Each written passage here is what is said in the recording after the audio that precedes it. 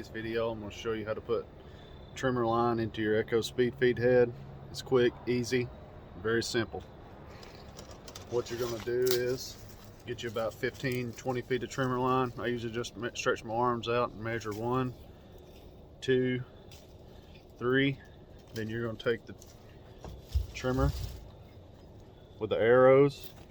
You'll line the arrows up with the hole. Then you guide your trimmer line in. Then you're going to stretch it. Make sure it's even. Get back. And you're going to turn it.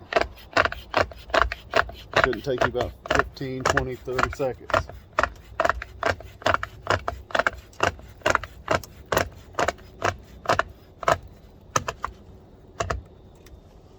There you go.